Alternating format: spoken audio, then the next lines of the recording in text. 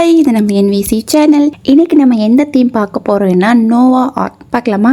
அது நம்ம Noah arc theme அப்படின்னு நீங்கள் கேட்டிங்கன்னா இதுதான் அந்த நோவா ஆர்க். ஃபுல்லாகவே ஃபாண்டனில் பண்ணது. பார்க்கவே சூப்பராக இருக்குல்ல? அட போமா, எனக்கு ஒன்றுமே புரியலை அப்படின்னு நீங்கள் சொன்னீங்கன்னா சிம்பிளாக சொல்லணும்னா பைபிளில் நோவா தாத்தா இருக்கார்ல, அவர் பண்ண பேழை தான் இது. ஆக்சுவலி பார்த்தீங்கன்னா இந்த தீம் கிடச்ச உடனே ரொம்ப குஜால்ஸ் ஆகிட்டேன். ஏன்னா இந்த மாதிரி டிஃப்ரெண்ட்டாக தீம் பண்ணுறது சூப்பராக இருக்கும்ல. ஆனால் என்ன பண்ணுறது, அவங்க என்ன பண்ணுறேன்னு சொல்லிட்டு காலையில் கன்ஃபார்ம் பண்ணிவிட்டு ஈவினிங் கேட்டாங்க. சரி பரவாயில்ல, கிடச்ச டைமில் க்யூட்டாக பண்ணுவோமே அப்படின்னு சொல்லி தான் இந்த குட்டி பேலை ரெடி பண்ணியிருக்கேன். நல்லா இருக்கான்னு சொல்லுங்கள். அதுக்கப்புறம் பார்த்தீங்கன்னா இது வந்து 2 டயர் கேக். அது வந்து 2 டயராக சூப்பராக ரெடி பண்ணி எடுத்தாச்சு. இது ஒரு பைனாப்பிள் கேக். அதுக்கப்புறம் 60 பீஸ் கேக் கேட்டிருந்தாங்க.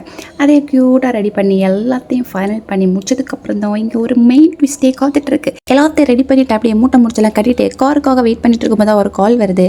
ஐயோ, கார் பஞ்சர் அடிச்சு என்ன பண்ணுறது அப்படின்னு சொல்லிட்டு, சரி பரவாயில்ல எப்படியாவது வாங்க அப்படின்னு சொன்னால் பைபிள் ஆட்டோவை பிடிச்சிட்டு வருது. பார்த்தா சரி ஓகே நீங்களாச்சும் கூட வருவீங்கன்னு கேட்டால் இல்லை, நீ மட்டும் தான் போகிறேன் அப்படின்னு சொல்லிட்டு போயிட்டாங்க.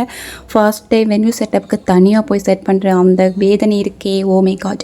அதனால் பரவாயில்ல, ஆட்டோ ஒன்று வந்து ரொம்ப க்யூட்டுங்க, சூப்பராக ஹெல்ப் பண்ணாங்க. அதனால் எந்த கஷ்டமும் இல்லாமல் போயிட்டு அதே ஆட்டோவில் திரும்பி வந்துட்டேன். ஆனாலும் கொஞ்சம் கஷ்டமாக தான் இருந்துச்சு. சரி பரவாயில்ல, இந்த வென்யூ செட்டப் கேக் எப்படி இருந்துச்சு சொல்லுங்கள், நோவா தீம் எப்படி இருக்குன்னு சொல்லுங்கள். பை.